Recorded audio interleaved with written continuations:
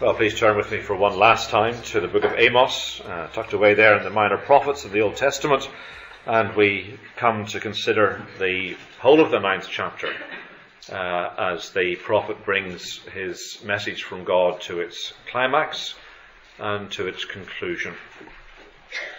Out of the many things that may have been surprising to us as we've navigated our way through this little prophecy tucked away in the Old Testament, is the fact that the judgment that Amos is called to proclaim is not a judgment against the northern kingdom as a nation, but the northern kingdom as the professing church, or part of the professing church of Old Testament times. Even though the northern kingdom had broken away from the southern kingdom of Judah and away from Jerusalem, which continued to be the official center of the religion of the Jewish people, and the focus in the temple as the place that God had established as his dwelling place symbolically on the earth, and the focus of true worship among his people. The Israelites, the northern kingdom, still regarded themselves as the people of God and as part of the Old Testament church, even though they had, in a sense, seceded from the main body of God's people. The very fact that God sent Amos, his prophet, to bring his word to Israel showed that he still regarded them as such. That he sent this man with his word to go to the people of the northern kingdom and call them back to God, to call them back to where they ought to be in terms of a right religion and a true faith relationship with God through his promise. But of course, as we're allowed to listen into this message that Amos brought, and see something of not only what he had to say, but the way that his listeners were reacting, it's absolutely clear that there was no wholesale change of heart or change of mind on their part, like so many of the prophets of Old Testament times. They were sent on what on the surface seemed like a thankless task. Now, you think of some of the greatest preachers of Old Testament times, men like Isaiah, men like Jeremiah, men like Ezekiel. We are not told of a significant numerical response to the message that they preached. Indeed, it's clear, especially from Jeremiah and from Isaiah and the message that they proclaimed, that they, despite the fact that they warned and they pleaded and they wept over God's people, in order that the people of God might turn back from their sinful ways and be spared the judgment that God was intending to send upon them by means of the exile, the people didn't listen, and the exile happened in response to their hardness of heart. And so as Amos' ministry unfolded, the stubborn refusal on the part of these people of the northern kingdom, their refusal to listen to God, had led into a sequence of judgment visions. We've seen as we've gone through the studies that the message intensifies as we go through, and the message climaxes when we reach this point where God doesn't merely speak to them, but God gives them graphic images to press the point home. It's a bit like in the world of advertising and the government health warnings attached to addictive substances. That in the tobacco industry, for example, it's not enough anymore to have a health warning stamped in words on packets of cigarettes, but they carry these ugly images of, this is what smoking will do to you if you continue to smoke this product. And again, with the warnings against drink driving, certainly in the province of Ulster, for some reason it seems to be even more graphic than here, but the drink driving adverts are absolutely horrendous. They almost carry an 18 rating in terms of the explicit nature of what they convey. But of course, the reason that the government has gone to such lengths to not simply warn with words, but warn with pictures, is because the graphic images so often hit home much harder than merely words that can roll off our ears like water off a duck's back. And that's exactly what God is doing here. These people weren't listening, so God started showing them what was going to happen, revealing them to them in graphic detail, vivid detail, in technicolor surround sound force. This is what is going to happen if you don't listen to the warnings that I've been given. So as we come to this final chapter and to the last of these visions, the most final of all in terms of its finality, Israel is left wondering if it has any future at all. As it listens to what God has said, as the church of the northern kingdom listens to what God has been warning and realizes that they have not been responding, they could rightly ask, is there a future for us as the people of God? It would be easy to think that those kind of warnings are confined to the Old Testament church. But it's clear from the New Testament that the same kind of warnings ring out into the new age of God's dealings with his people. His church no longer as a Jewish community who were faithful, but to his people gathered from among the nations as the gospel spread. And we see it in particular, as we've said before, in the warnings that Jesus gave to the 7 churches in Asia Minor in Revelation chapter 2 and 3. That even though we look back through rose-tinted spectacles to the New Testament era and think to ourselves, wouldn't it have been great to have been a Christian in New Testament times? Those were exciting times for the church. Those were prosperous times for the church. It was to the New Testament church, in the New Testament age, that the Lord Jesus Christ spoke so starkly that if these churches didn't heed the warnings as well as the encouragements that he gave, then he would come and he would take away their candlestick. He would turn off the lights in those congregations. And you only have to visit some of the places that are listed in those sites in Asia Minor to realize that that's exactly what Jesus did. Those churches didn't listen, and Jesus did turn out the lights in those congregations, and for centuries there was nothing more than spiritual darkness in those particular regions of that part of the world. You see it too as you go through church history. If you have an interest in church history, you can't help but be struck, as we were reminded this morning in our congregational prayer, that even though Europe was the cradle of the Reformation, and even though there was a time whenever God was doing extraordinary things in Germany, in Hungary, in Switzerland, in France, in so many parts of Europe, Europe is a spiritual wasteland today. That it's very hard to find faithful churches in many of the European countries because the churches of Europe turned their back upon the God who had so blessed them back in the 16th and 17th centuries. So in face of that, and in light of so much of what we see in the church generally, in our land, in our own day, it would be easy for us to draw lines, straight lines from what we read in Amos to what we see going on around us and ask the same question. Is there a future for the church in Britain? Is there any real prospect for a church that seems to be disintegrating from within? Falling apart at the seams? Is there a future for a church that deliberately and persistently goes down roads that are contrary to what God has revealed in Scripture, and avoid the roads which God has promised to bless? Well, if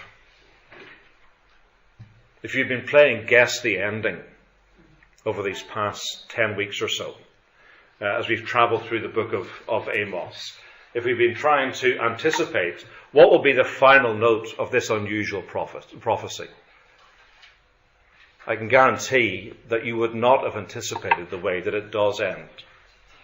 Because this prophecy, which has made for such grim reading for the most part, even right into the 9th chapter, into these final words that seem to have such a grim finality about them, it actually ends on the most encouraging of notes. That it could not be more upbeat than the way that it does end as the prophet brings his message to its climax. And it's only as we follow the message right through to that conclusion that we actually get to the point of what God is not only teaching, but what God is also promising.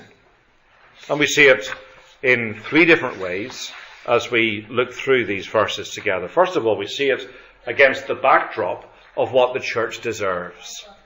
The opening part of this chapter tells us in no uncertain terms what the church in the northern kingdom of Israel deserves, and correspondingly what every faithless, wayward, disobedient church deserves, verses 1 to 10. This last in the series of 5 visions that God gave Amos is the darkest of them all, in terms of where it's delivered, from whom it comes, and to whom it's directed, and what it would ultimately entail for those against whom it was directed. We're told that the prophet sees the Lord himself standing by the altar. Verse 1. Even though it's not specified whether the altar in mind is the altar in Israel, in Bethel, or whether it was the altar in the temple of Jerusalem, it seems likely that it was a reference to some kind of shrine or place of worship that had been physically built in Bethel. It's clear that from everything that's been said so far in this prophecy that the false worship, the corrupted worship that was being offered in the Bethel sanctuary in the northern kingdom had become intolerable in God's sight. It had reached a point where God could no longer remain silent, where God could no longer turn a blind eye to what was going on.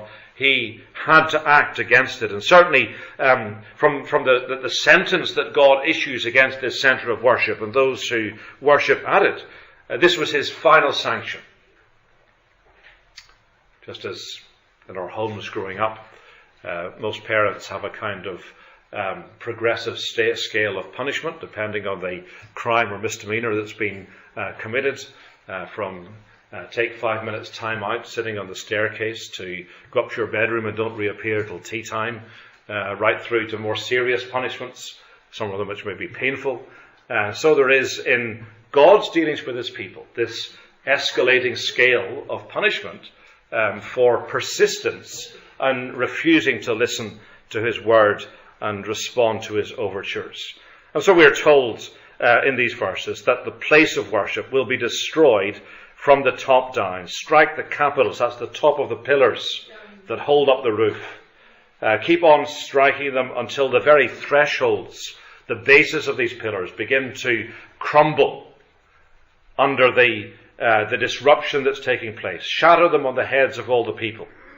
It's a bit like that incident in Judges chapter 16 where we see Samson, that strong man of God who had made a fool of himself in his behaviour, who had been stripped of his strength, been confined to prison, reduced to the level of a slave.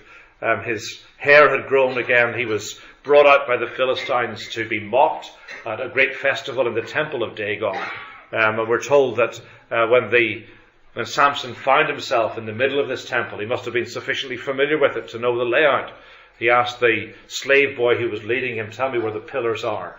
Let me put my hands on the pillars." And of course he used the last ounce of his strength to push the pillars apart, bring the roof of the temple down, and kill thousands of worshippers of Dagon who had gathered in that place on that particular day. Similar to that, except this wasn't Dagon's temple, this was the temple where the Lord was being worshipped, and this wasn't the strong man that was doing it, but rather this was God himself acting in judgment. Hands coming not from below to shake the foundations, but from above to crush this place symbolically from the roof down. And it's clear from the nature of the punishment inflicted that it was meant to be final. There was no going back from this point. There was to be no reprieve after this point. And in case there was any thought that there might be a way of escape on the part of those who were listening, God goes on to make it clear that there will be no escape as he graphically rules out the consequences. Not one of them shall flee away, not one of them shall escape. And then there's this long section. If they dig into Sheol, if they climb up to heaven, if they hide themselves in Carmel, if they hide themselves at the bottom of the sea, if they go into captivity, no matter where they go, no matter where they turn, there'll be no escape. There's no hiding from the judgment of God. There's no escape from the accountability that these people have ultimately to God. It eliminates the myth that we can somehow manage our way out of the consequences of our sin. There's something perverse in our sinful way of thinking, that we can somehow manage our sinning, that we can somehow control it in such a way that we can avoid the consequences.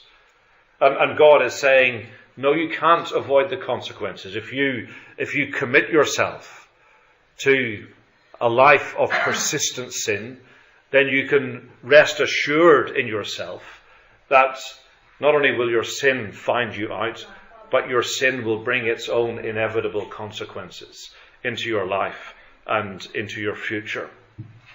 And that's confirmed by way of solemn reminder again in this rather lengthy section, in verses 5 through 5 and 6, where it says, "The Lord, the God of hosts, who touches the earth and it melts," and so on and so forth, all the way down to "the Lord is his name."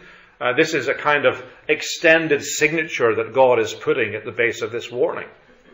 Interesting the way that he puts it. You'll notice that in verse 5, the word Lord is capital N and then lowercase Lord, God of hosts. But the Lord in verse 6 is uppercase Lord. So there are actually two different Hebrew words being translated there. The emphasis in verse 5 is the God of hosts, who is the Lord, the master of everything, over against the Lord is his name, Yahweh, that name by which God chose to make himself known specifically as the covenant-making, covenant-keeping God. This is God, on the one hand, reminding the people of his strength. He is God, the master of all, and also his commitment to his word. He is the covenant-faithful Lord, who will do all that he has said he will do. And he is the God who will fulfill his covenant threats every bit as much as he will keep his covenant promises. He will fulfill the warnings of the covenant every bit as much as he will fulfill the promise to bless. What God says next seems to point to the fact that the Israelites somehow saw themselves as deserving preferential treatment, and therefore should not be dealt with as harshly. So God says to them, this would have come as a shock and a painful wake-up call to the Israelites. Are you not like the Cushites to me, O people of Israel? Those people of the Ethiopian regions, Gentiles, those who you regard as beyond the pale, you're just like them. So how can you think to yourself that you deserve something less than what they deserve for their life and for their behavior? Some of you are old enough to remember one of the great crises of Margaret Thatcher's leadership as Prime Minister in the hunger strikes of the 1980s, when certain terrorist prisoners in the Maze prison outside Belfast demanded special category status. They thought that they were a different kind of criminal. In fact, they didn't see themselves as criminals at all. We are political prisoners, and therefore we deserve a different kind of treatment. And of course, Margaret Thatcher had the principle, at least, to hold out against those demands and say, no, criminals are criminals because of what you've done, and you deserve what you're getting. And their desire, their request was categorically denied. That's exactly what was happening here. The Israelites were thinking to themselves, yes, we may be sinning, but we're a different type of sinner. We're a different category of sinner. There we deserve leniency from you. And yet God is reminding them, as we have seen several times over these Sunday evenings, that actually far from deserving to be treated more leniently, because they had been given the light of God's word, because they should have known better from all of God's dealings with them, God had every right to deal with them even more harshly. From those to whom much has been given, much will be required. Indeed, as Jesus says in Luke chapter 19, when it comes to the suffering that people will suffer in hell, it is not the murderers and the rapists and the people that we tend to regard as the vilest offenders who will be treated most harshly. It will actually be the religious hypocrites, those who claim to know the Lord and yet behave in such a way that they bring disgrace and dishonour upon the name of the Lord. They are the ones who Jesus says will be beaten with many stripes, as opposed to the others who will be beaten with few. We said a few weeks ago, say it again, there is no such thing as a spiritual equivalent to diplomatic immunity.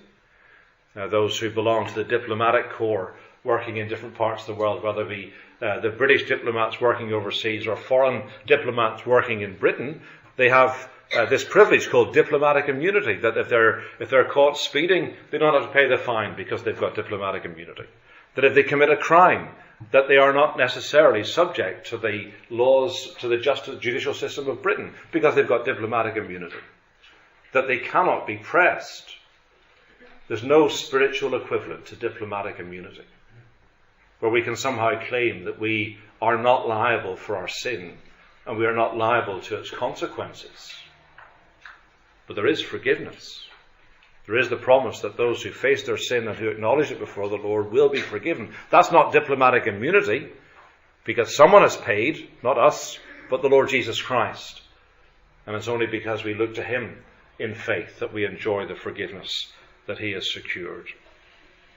But for all of this, there's a significant caveat entered in the way that God rounds off his warning in verses 9 and 10, because there he says, "Behold, I will command and shake the house of Israel amongst the nations as one shakes with a sieve, but no pebble shall fall to the earth. All the sinners of my people shall die by the sword, who say, disaster shall not overtake or meet us." And all of that against the backdrop of the end of verse 8, where it says, "Except that I will not utterly destroy the house of Jacob, declares the Lord." But here's God saying, in line with what he says throughout his prophetic messengers, that he will always, even in the midst of judgment, he will never eradicate his people, and he will never renege on his covenant promise. He will always preserve what the Old Testament calls a remnant. The idea of a remnant was just a little scrap of material that had been rescued from a bolt of material or from a garment that had been shredded. A little tiny remnant that was preserved. And he says that there will be times whenever the numerical number of my people on earth will be so small that it'll be though they're nothing more than a torn piece of material that's left over from a ruined, or from a garment that's been ruined. But I will keep and I will continue my work. When he speaks about a sieve being his means of administering his justice, what does a sieve do? Well, a sieve separates. A sieve separates the good from the bad, the weighty from the weightless. And he says there will be not a single pebble will fall to the ground. Oh yes, everything else will fall to the ground. And among them all those who say disaster shall not overtake or meet us, they shall fall to the ground and discover what disaster looks like when God deals with them as they deserve. But God will keep his promise. And God will preserve those who continue to trust him despite the spiritually collapsing world around them. So that's the backdrop then to this final scene in Amos, where Amos for one last time says, this is what the church deserves. But then he goes on to say what God has promised to the church, verses 11 and 12. So as we move into this last section of the prophecy, it becomes clear that God hasn't forgotten his promise to build his people. Once again, he reaches for that stock phrase that is so common in the prophets. In that day, I will raise up a booth, the booth of David that has fallen, and repair its breaches. It's that expression that crops up again and again in the ministry of the prophets, looking beyond the immediate judgments that are being faced in their day and in their immediate future to that future day, or that new epoch that would dawn with the coming of the Messiah. That in God's grand scheme of things, the God who is not in any way constrained by years, let alone centuries, God is able to look to a day that would dawn in the future, that would usher in a whole new epoch of his dealings with his people. In that day, he says, God would do something special. Not to the average Israelite, listening to what Amos was saying, the image that the prophet uses to anticipate this hope of better times seems somewhat odd. He says, I will raise up the booth of David that has fallen, or perhaps better, the hut of David, the garden shed of David that has fallen and repaired its breaches. The choice of that particular image seems to be pointing back not to the great days of David's reign, but to the humble origins from which he had come. That David had quite literally lived in a hut or a tent out in the Judean hillside when he looked after his father's sheep. He would have lived in a fairly rickety shelter out there, living in the fields and looking after those animals. And by using that language, the prophet is saying, or God is saying through the prophet, that God was going to work to rebuild what he had begun to build with David, but to do it from the very beginning. I think it's interesting to see the way that those very words are quoted in Acts chapter 15, that chapter where we have the description of the first major gathering of the church in all its expansiveness. Presbyterians would see this as the first general assembly of the church of New Testament times. They didn't have the word Presbyterian and they didn't have the word General Assembly, but that's pretty much what it amounts to. Representatives were being sent from the church throughout the known world at that time to address problems that were affecting the church throughout the known world at that time. But interestingly, as one of the issues that was being debated at that assembly was, what do we do with Gentiles who become Christians? This particular prophecy is quoted by the Apostle Paul. He says, after this I will return and rebuild the tent of David that has fallen. I will rebuild its ruins. I will restore it, that the remnant of mankind may seek the Lord, and all the Gentiles who are called by my name, says the Lord, who makes these things known from of old. In other words, Paul is saying to the assembly, look, what's happening before our eyes as Gentiles are coming to faith is the fulfillment of this prophecy that Amos gave. That what God is doing is actually to get his purpose through David back on track. Even though it had been derailed through the foolishness of Solomon, through the schism of the kingdom, through the waywardness of the kings that followed, through the degeneration of his people in ancient times, the coming of Christ, the dawning of the apostolic era, was the beginning of getting it back on track with the Gentiles being welcomed in. Interesting also because when it says there in verse 12, that they may possess the remnant of Edom and all the nations who are called by my name, declares the Lord who does this. Why the remnant of Edom? Well, the nation of Edom was often used to represent all the pagan nations, all the Gentile nations who were opposed to God and who were enemies of God's people. So the idea of the mention of Edom was a bit like at that time, certainly in the immediate aftermath of the war, then the very mention of Germany was synonymous with everything that was opposed to Britain and opposed to the freedom of the Western world. Well, here was the name of Edom representing all shapes and forms of that opposition, and yet God saying of those people from Edom, a remnant from Edom, and a remnant from all the nations will eventually come and own my name. The name of God, therefore, would no longer be restricted, no longer be the preserve merely of the Israelite people. So what's in view here is that the restoration that God was promising would not merely be to the golden age of David's reign, which seemed so good to the average Israelite. This was going to be something infinitely better. This was going to not involve constant war against surrounding nations, but it was going to see surrounding nations brought into the family and brought under the kingship of David's greater son, the Lord Jesus Christ. Because God's intention from the very start, read God's promise to Abraham in chapter 12 of Genesis, was to bless the nations through his people. Not to oppress them, not to be constantly at war with them, but to bring blessing to all the nations of the world. And here was Amos even in the midst of such a dark and difficult chapter in his people's history, was saying the promise is still on track. And God is going to do what he has said he will ultimately do. The fact that God has fulfilled that promise is plain to see. The apostles have told us that it's already been fulfilled from their day ever since. But what is striking is the way that it was fulfilled. That the way that the Gentiles were blessed in New Testament times was through the hardness of heart of the Jewish people. Remember the pattern of the apostles, especially Paul, as he went about ministry. Where would he always go first? To the synagogue. What almost invariably happened, after 2 weeks he would get kicked out of the synagogue, saying, we don't want your message. So where would he go next? Straight to the Gentiles.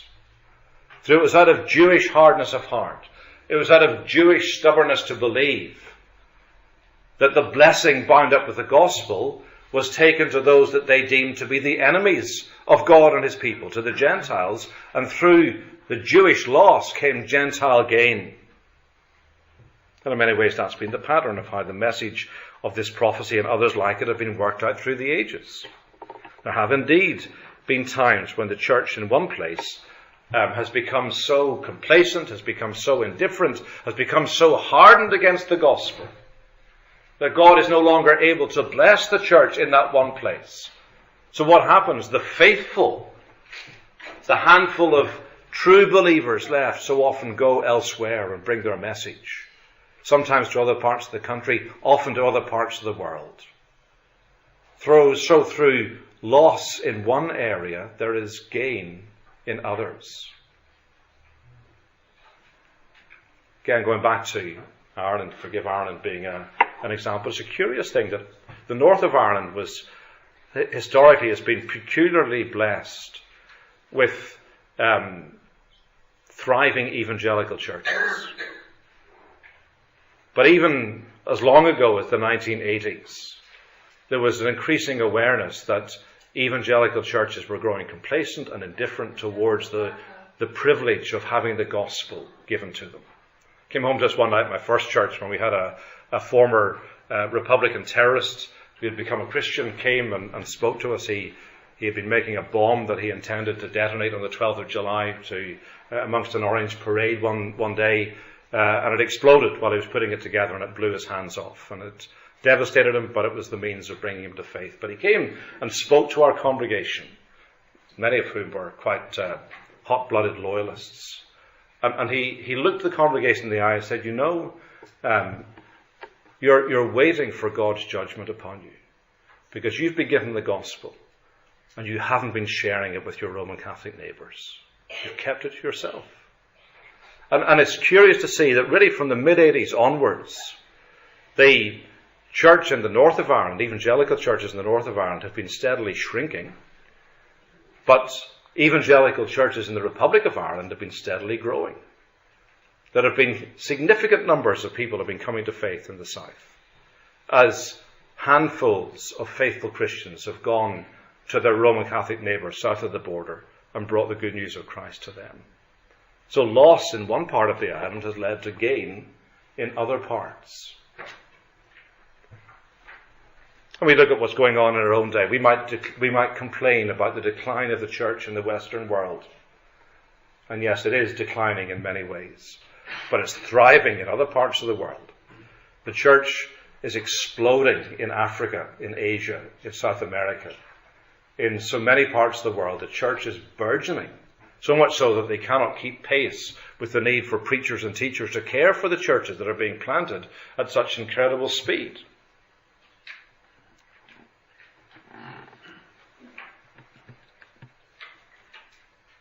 So we shouldn't give up hope, and we shouldn't despair, because we're not living in days of small things. We're actually living in days of significant things. They just may not be happening in our backyard. Last thing that we see from these verses 13 to 15 is what Christ is doing through the church. These last few verses have been subjected to radically differing interpretations, and it depends very much on what your view of the church is. There's many people who've latched on to the promise at the end of the chapter, where it talks about restoring the fortunes of my people Israel. They shall rebuild their ruined cities, plant vineyards, make gardens. I will plant them on their land. They'll have a land of their own. So many Bible readers have latched onto that and say, well, this must refer to Israel. This must be talking about Israel, the Jews as a nation, the Israelites as a nation. And they see these verses pointing to the eventual return of at least part of the Jewish people under the leadership of Ezra at the end of the Babylonian exile. And in the longer term, anticipate the establishment of the state of Israel in 1948. Difficulty with that is that the tribes of the northern kingdom were excluded because their exile under the Assyrians was permanent. So there was no going back for the northern kingdoms. The 10 tribes were banished forever from the land. And so these words could not be applied to them, even though they were addressed to them. The language of plowmen overtaking reapers and the mountains dripping with sweet wine, new wine, is clearly pointing to a hyper-abundant harvest. Things were getting out of control with the fruitfulness of the land. This was metaphorical language, describing the spiritual blessing that God would pour out upon the land and upon the people in the language of the covenant with Moses. But this central question, how are we meant to understand the land, is not only key to understanding this passage, but it's actually key to understanding a major theme that runs through the Bible as a whole. Some of you may have heard me say this already, but I'll repeat myself and say it again. If we let the Bible interpret itself, then we can't help but notice that the whole understanding of land takes a major shift as you move from Old Testament to New Testament. So some key verses. Psalm 37 verse 9 speaks about the meek inheriting the land. But when Jesus quotes it in the Sermon on the Mount in Matthew 5 verse 5, he says the meek will inherit the earth. Again in the 10 Commandments and the 5th Commandment, the promise attached to the 5th Commandment is that it may go well with you and that you might dwell in the land. Whereas when Paul quotes that same commandment in Ephesians 6 verse 3, the land becomes the earth, that you may live long on the earth. But it's Hebrews 11 verse 16 that says it all. As the men and women of faith are cited in that gallery of the faithful in Hebrews 11. It says of Abraham and his generation, that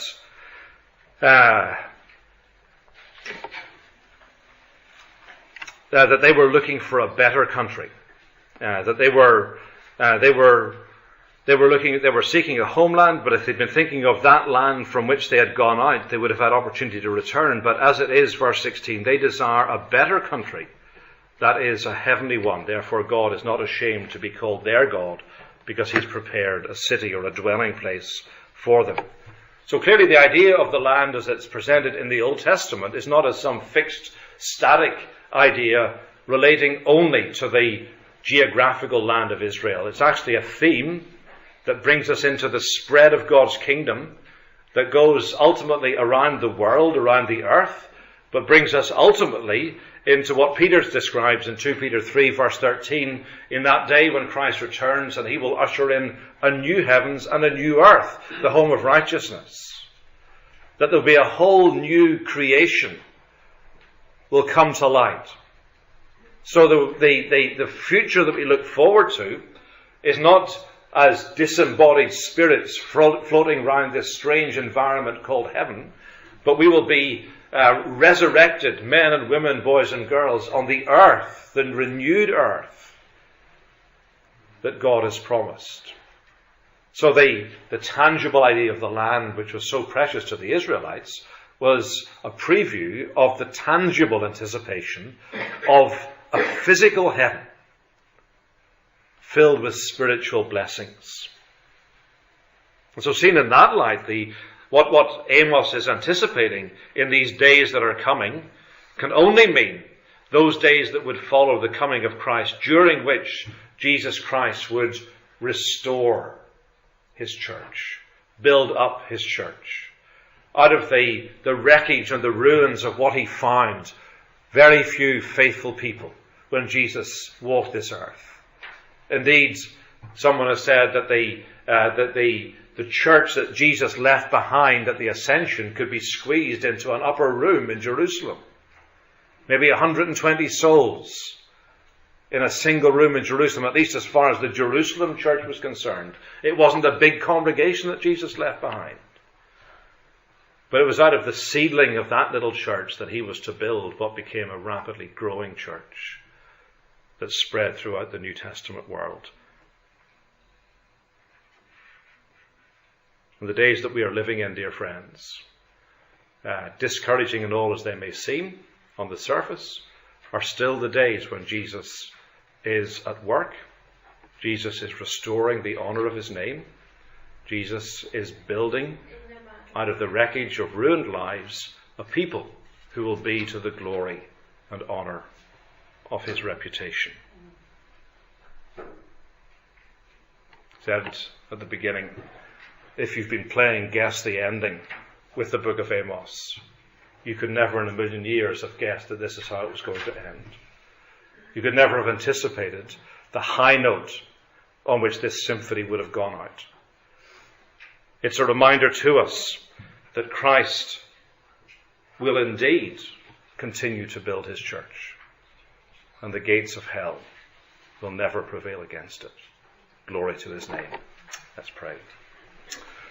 Heavenly Father, we come to praise you this evening, that as we meet together as a small gathering of your people on the edge of this great city, and the numerical size of the church, even in Cardiff, if you were to put all the faithful congregations together, would not be very large. There are nevertheless parts of the world where people are not merely gathering in their thousands, but are coming to faith in their thousands as the gospel goes forth, as your Son does his work through your Spirit. And we pray, O Lord, that we would rejoice that you are being honoured in China, in Africa, in India, in South America, in the remotest parts of the world. We thank you that you are doing what you've said you will do. And we thank you that even here in Britain there is encouragement, even in the face of superficial discouragement, because you are at work and you are drawing people to yourself. And we pray that you will give us good heart in this congregation as we commit ourselves afresh to the work you've given us to spread the gospel to this immediate area and further afield as we bear witness to you. In Jesus' name, amen.